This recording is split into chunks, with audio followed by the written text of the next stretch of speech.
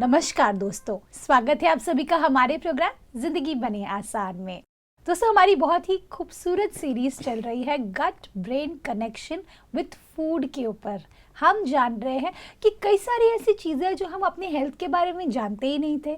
हम सोचते थे कि हमें तो बहुत सारा इन्फॉर्मेशन मिल रहा है, उसमें से जो मुझे ठीक लगता है वो मैं ले करके अपना करके अपनी लाइफ में अगर उसे यूज़ करूँगी तो उससे मेरा गट भी ठीक रहेगा और मेरा ब्रेन भी ठीक रहेगा। लेकिन ऐसा नहीं है दोस्तों। बहुत सारी चीज़ें, बहुत सारे एस्पेक्ट्स इन सभी चीज़ों से जुड़े होते हैं जिसे हमने जानने की ज़रूरत है। इसके बारे में जानने के लिए हमारे साथ है डॉक्टर भवानी जी, जो कि एक न्यूट्रिशनिस्ट है और साथ ही साथ एक वेलनेस कोच भी है। आइए उनसे बातें करते हैं। ओम शांति sister, welcome to our show. ओम शांति, थैंक यू।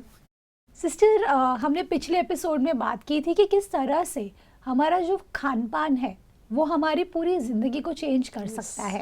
अब मैं जानना चाहती हूँ सिस्टर, जब हम बात करते हैं गट और ब्रेन की, आपने पिछले एपिसोड में कही थी एक बात जो मुझे बहुत इंटरेस्टिंग लगी और मुझे बहुत क्यूरियस भी किया है इसने, कि हमारा जो गट है वो सेकंड ब्रेन है। ये बहुत ही डेप्थ वाली बात है। मुझे लगता है मुझे बहुत कुछ जानने की ज़रूरत है इसके बारे में और हमारे दर्शक भी उसको जानने के लिए एक्साइटेड है। तो प्लीज़ शेयर कीजिए। जी ज़रूर। जैसे कि मैंने पिछले एपिसोड में भी कहा था कि हमारा गट और ब्रेन एक सीधी सी आम भाषा में अगर समझें तो दोनों दोस्त हैं। ओके। ठीक है। अब इनकी दोस्ती जो है इतनी गहरी है आपस में कि एक को अगर तकलीफ हो तो दूसरा उसको बचाने आए। ठीक है। हाँ, तो ये जो गहरी दोस्ती है, इसको अगर हम एक बार समझ लें अच्छी तरह से तो हम वो कोई भी गलत चीज़ अपने पेट में नहीं डालेंगे जो अभी डाल रहे हैं। क्योंकि देख, जो मैं समझती हूँ, एक अब इसको मैं क्या कहूँ, जैसे कहते हैं ना, जिंदगी एक बार मिली है, जी लो। बिल्कुल। ये एक बहुत कॉमन सा एक मुहावरा या जो भी कह लो, बड़े खुश होके लोग कहते हैं जिंदगी एक बार मिली है, जी लो। एक बार मिली है, खा लो। मतलब ऐसे लगता है कि बस कल जान चली जाएगी, या जो करना है आज कर लो। पर हमें थोड़ा सा अगर हम अपने फ्यूचर या अपने गोल को समझें कि ज़िंदगी ये नहीं है, क्योंकि आज आप जो करोगे उसकी सज़ा फिर आपको कल भुगतनी ही पड़ेगी किसी भी हालत में। तो ये अगर बात हम समझ लें और लाइफ को एक शॉर्ट टर्म गोल नहीं बना के थोड़ा लॉन्ग टर्म अगर गोल के बारे में सोचे, तो हेल्थ एक बहुत बड़ा गोल है। क्योंकि आज हमें लगता है कि चलो ये भी खा लो, वो भी खा लो, एंजॉय कर लो लाइफ, बाद में पता नहीं क्या हो नहीं हो। फिर 50, 55, 60 पहुंचने तक लोग ऐसे ढीले हो जाते हैं, उसके बाद में वो ठीक ही नहीं होता है। क्योंकि जब हमने अपने गट का यानी कि सेकंड ब्रेन का ध्यान नहीं रखा तो हमें बीमारियां होने लगी, और छोटी सी जो कब्ज़, कॉन्स्टिपेशन या एसिडिटी के लिए हमने मेडिसिन स्टार्ट किए खाना। वो जब हमने खाना स्टार्ट किया तो उसके बाद कोई और बीमारी आई, फिर उसके लिए हमने और मेडिसिन्स खाए, और ये एक तरह से विशियस साइकिल बनता गया। और जितने ज़्यादा हम मेडिसिन्स खाते जाते हैं तो हमारे गट के अंदर यानी कि हमारे पेट में ट्रिलियंस ऑफ बैक्टीरियाज होते हैं। जैसे हम बैक्टीरिया कहते हैं ना, लोगों को लगता है कि भाई बैक्टीरिया तो ख़राब चीज़ है, लेकिन ये बैक्टीरिया हमारे फ्रेंड्स हैं। अच्छा। ये हमारे बहुत ज़बरदस्त फ्रेंड्स हैं। इनकी जो संख्या हमारे पेट में जितनी ज़्यादा रहेगी गुड बैक्टीरियाज की, उतना हमारा गट यानी कि पेट स्ट्रांग रहेगा, डाइजेस्टिव सिस्टम स्ट्रांग रहेगा। और गट जितना स्ट्रांग है उतनी ज़्यादा पावरफुल हमारी ब्रेन रहेगी। आप इस बात को ना, आज आप सब लोग, ऑडियंस को मैं ये कहूँगी, गांठ बांध लो, पेट खुश तो मन खुश, दिमाग खुश। तो पेट को खुश रखने के लिए हमें बैक्टीरियाज को खुश करना है, मतलब उन बैक्टीरियाज को मल्टीप्लाई करना है। अब हम मल्टीप्लाई कैसे करें क्योंकि सब कुछ तो पेट से ही शुरू हो रहा है, तो हम उन बैक्टीरियाज को मल्टीप्लाई कैसे करें। तो उसमें एक कॉमन सा टर्म बहुत फैशनेबल है आजकल, जिसको हम कहते हैं प्रीबायोटिक एंड प्रोबायोटिक। एब्सोल्युटली। और ये हम सब जानना चाहते हैं सिस्टर, क्योंकि इसके बारे में इतनी बातें हो रही है, इतने रील्स बन रहे हैं, इतने यूट्यूब वीडियोस बन रहे हैं, everyone is talking about it. What is your take on that?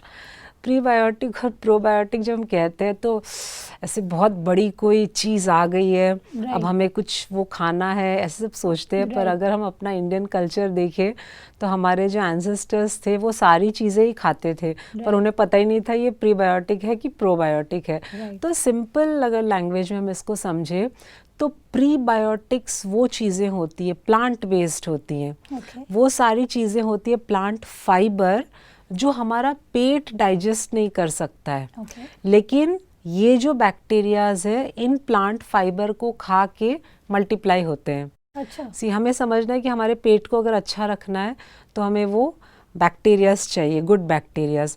वो गुड बैक्टीरियाज जितना मल्टीप्लाई होता जाएगा पेट में, हमारा पेट उतना खुश रहेगा, है ना। पेट खुश तो हमारा माइंड भी खुश।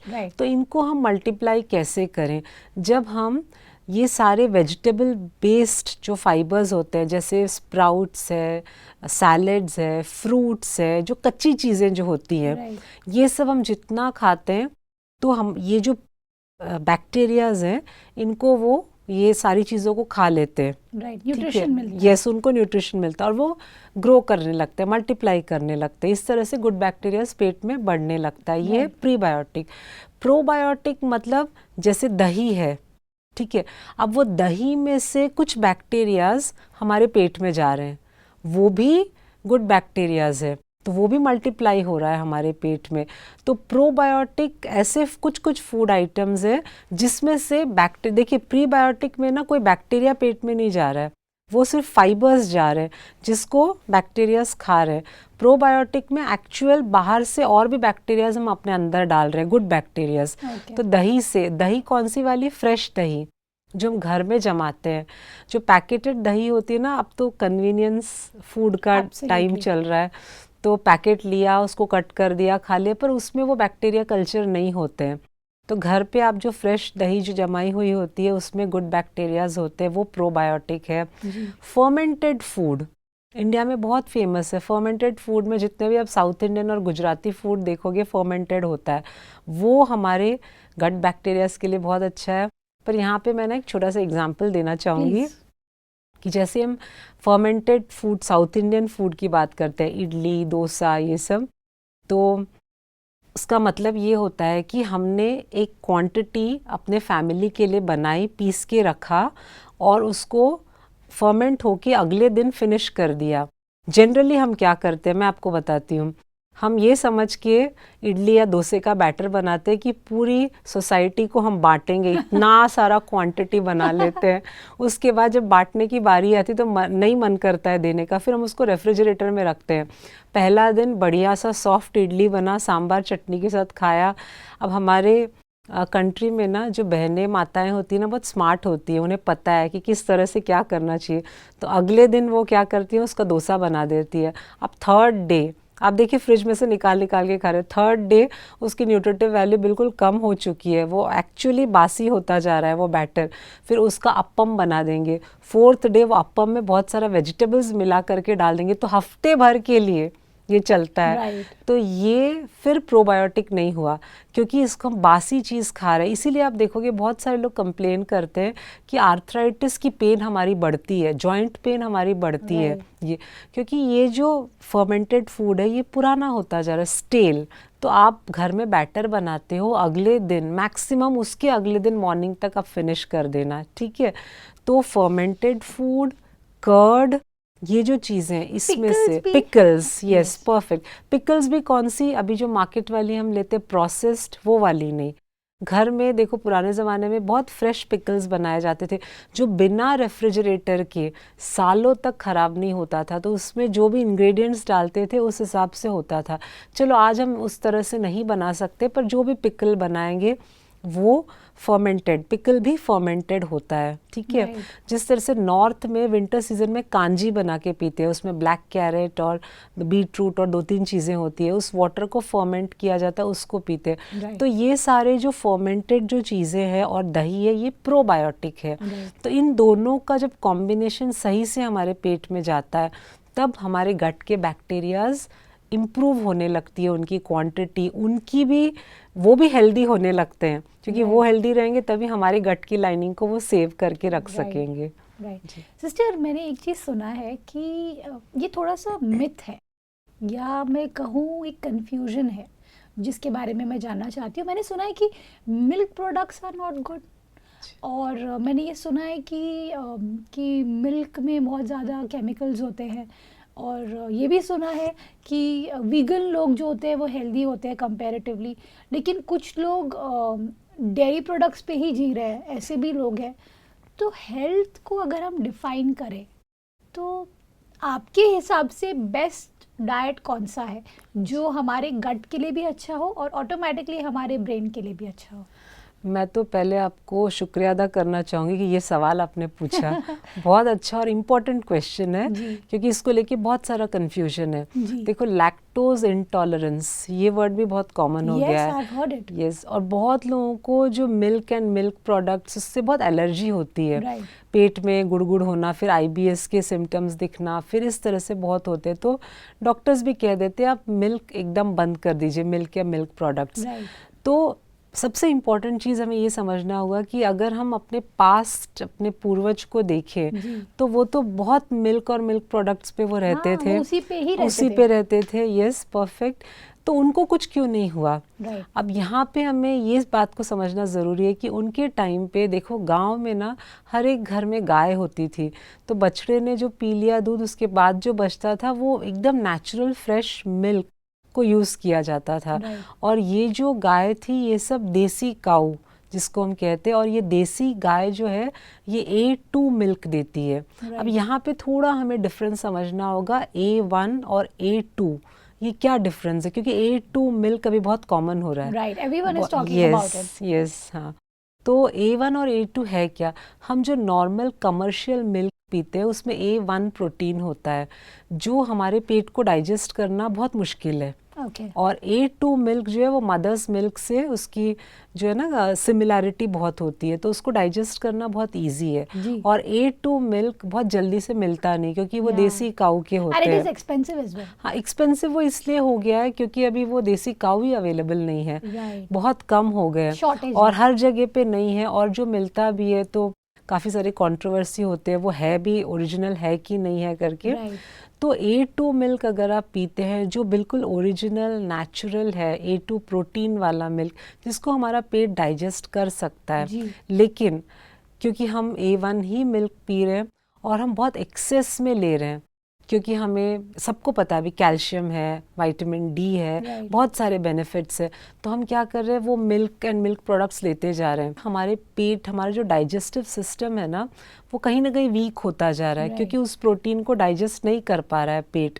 हमें शायद समझ में नहीं आ रहा है। अब लैक्टोज इंटॉलरेंस तो क्लियरली समझ में आता है, ये प्रॉब्लम है, डॉक्टर ने भी कहा है। बट नॉर्मल बहुत लोग ऐसे, उन्हें पता ही नहीं, वो तो लिए जा रहे और वो पेट डाइजेस्ट नहीं कर पा रहा है, तो उसकी वजह से भी बहुत सारे पेट के प्रॉब्लम्स शुरू होते हैं। True. और सारे प्रॉब्लम्स की शुरुआत बस 3 चीज़ें हैं, मैं बताती हूँ। ये कोई डिजीज़ नहीं है, लेकिन डिजीज़ से कम मुसीबत वाली चीज़ नहीं है। Acidity, constipation, bloating, Absolutely. ये तीनों चीज़ें, तो ये शुरुआत होती है। तो कहीं ना कहीं हमें ना, और जो आप वीगन की बात कर रहे थे, ऑफ कोर्स वीगन अगर आप बन जाओ, अब देखो एक्सपेंसिव है, क्योंकि वीगन वाले ऑफ द डेयरी प्रोडक्ट्स रहते हैं। तो अगर आपको मिल्क एंड मिल्क प्रोडक्ट्स आप छोड़ देते हो, तो नेचुरली वीगन मिल्क में आपको स्विच करना पड़ता है, यानी कि coconut milk, almond milk, cashew milk, Right. Peanut milk, ये थोड़े एक्सपेंसिव हो जाते हैं। और आप घर पे अगर फ्रेश करोगे, क्योंकि ये हम खरीद के भी लाते हैं, तो वो प्रोसेस्ड होगा, तो हमें घर पे बनाना है, थोड़ी मेहनत भी ज़्यादा लगती है।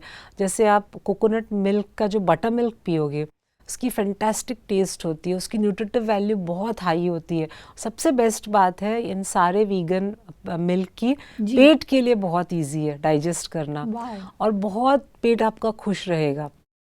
तो ये कहीं ना कहीं है ना, एक हो जाता है, अपने इकोनॉमिकल कंडीशन पे भी डिपेंड करता है, हम कितना Right. उसको कर पाएंगे। बट अदरवाइज आप वीगन अगर बन जाते हो, तो आपकी एनर्जी लेवल्स बहुत हाई हो जाती है। अच्छा। वो तो डिफरेंस पता ही चलता है।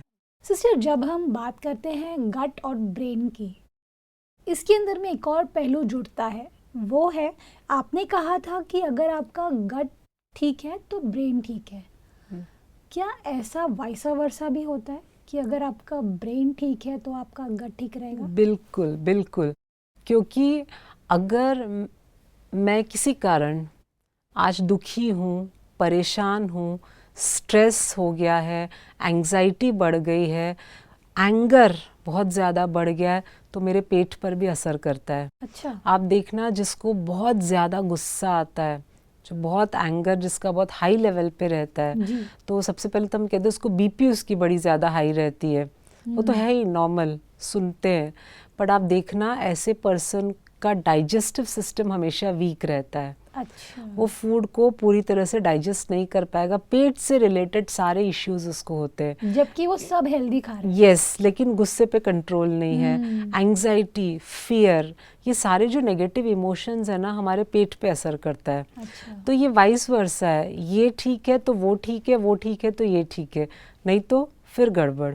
बिल्कुल सिस्टर, इसमें मैंने एक और चीज़ नोटिस की है। मेरे एक फ्रेंड है, वो ना उसको हमेशा ना उसको बहुत गुस्से का प्रॉब्लम है, शॉर्ट टेम्पर्ड है, एक झटके में गुस्सा आता है। लेकिन मैंने एक और चीज़ नोटिस की, वो बोलती थी मुझे कि मुझे ना पेट में ना ऐसे शिवरिंग सी होती है। वो ऐसा लगता है कि शिवर हो रहा है पेट आफ्टर एंगर, उनका पूरा पेट शिवर करता रहता है, एंड देन या तो लूज मोशन होता है या तो कॉन्स्टिपेशन होता है। ये क्या है? करेक्ट। देखो, आपने सुना भी होगा, जैसे बहुत घरों में ये भी देखा जाता है, मैंने खुद देखा है कि अगर कोई गुस्से में है तो उसको खाना नहीं देते। और मैंने अपनी फैमिली में भी देखा है, जब हम लोग छोटे थे ना, जैसे बच्चे अभी कुछ कुछ बातों पे गुस्सा कर देते हैं, तो घर के बड़े हैं ना, थोड़ा खाना नहीं देते थे कि चलो थोड़े टाइम के लिए, ऐसा नहीं पूरा बंद किया, जब तक वो शांत ना हो जाए। तो उसके पीछे भी रीज़न है, क्योंकि हमारे इमोशंस उस वक्त बैलेंस में नहीं है। हमारा माइंड या तो गुस्से में है, या देखो अब रोते वक्त भी कहते हैं रोते रोते खाना नहीं चाहिए, लेकिन बच्चे को समझाएं कैसे, किसी को भी समझाएं कैसे, तो क्या कहते हैं कि अन्नपूर्णा गुस्से में आ जाएगी अगर रोते हुए खाना, तो बहुत सारे ऐसे एग्जाम्पल रीजंस देते हैं। तो जब हमारा माइंड स्टेबल नहीं है, स्पेशली एंगर वाली सिचुएशन में है या फिर सैड वाले मोड में है, इन दोनों में से कोई भी, तो हमारी ब्रेन बहुत सारी केमिकल्स रिलीज़ करती है जो हमारे पेट में जाता है। और हमारा पेट उस वक्त जो है ना, हमारे पेट के बैक्टीरियाज भी कोई बहुत अच्छे से फंक्शन नहीं करते हैं, क्योंकि उन पर भी कुछ ऐसे आप समझ लो एसिड रेन हो रहा है, क्योंकि दिमाग से निकल के सारे केमिकल्स आ रहे हैं ना पेट में, तो उस तरह से वो भी उस टाइम पे ठीक से फंक्शनिंग नहीं कर रहे हैं। और जब ऐसे टाइम पे जब इंसान खाना खाता है तो उस फूड को वो डाइजेस्ट नहीं कर सकता है। तो ना बहुत ज़रूरी है हमें इस बात का भी ध्यान रखना, क्योंकि हम काफ़ी एपिसोड से बातें करते आ रहे हैं gut brain connection with food, लेकिन उसके साथ साथ में हमारे इमोशंस कैसे हैं भोजन करते वक्त, हमने कौन से मूड, कौन से स्टेट ऑफ माइंड में उस भोजन को बनाया, वो भी इम्पोर्टेंट है। सारे एस्पेक्ट्स को देखना पड़ता है। बिल्कुल सिस्टर, ये बात तो मैं समझ गई कि हमारा गट और ब्रेन एक दूसरे से कनेक्टेड है। अब मैं अगले एपिसोड में आपसे जानना चाहूँगी और हमारे दर्शक भी जानना चाहेंगे कि किस तरह से गट और ब्रेन का स्पिरिचुअलिटी से कैसे कनेक्शन है, क्योंकि अगर हमें ये पता चल जाए कि हमें किस तरह से अपने इन दोनों के बीच में सामंजस्य रखना है, तो ऑटोमेटिकली हमारी लाइफ बहुत सिंपल हो जाएगी। Thank you so much sister, thank you for coming in our show. ओम शांति। Thank you. ओम शांति। दोस्तों, आज के एपिसोड में हमने जाना कि अगर हमें ज़िंदगी में कुछ भी हासिल करना है, सबसे पहले हमें ये ध्यान देने की ज़रूरत है कि किस तरह का फूड, किस तरह का अन्न हमारे शरीर में जा रहा है। साथ ही साथ हमने ये भी जाना कि हमारा जो गट और ब्रेन है, इन दोनों के बीच में जो रिलेशनशिप है वो बहुत इम्पॉर्टेंट है। इन दोनों के बीच के ट्यूनिंग को हमें समझने की ज़रूरत है, हमें जानने की ज़रूरत है, नॉलेज गेन करने की ज़रूरत है कि करेक्ट वे किस तरह से है जिससे आपका गट भी स्ट्रॉन्ग रहे और आपका ब्रेन भी स्ट्रॉन्ग रहे। इस बात के साथ आज के प्रोग्राम को हम एंड करते हैं। कल आपसे फिर मिलेंगे आपके ही शो में ज़िंदगी बने आसान। ओम शांति। अधिक जानकारी के लिए संपर्क करें जिंदगी बने आसान, Brahma Kumaris Godlywood studio, Shantivan, Abu road. Call 809-4913-487.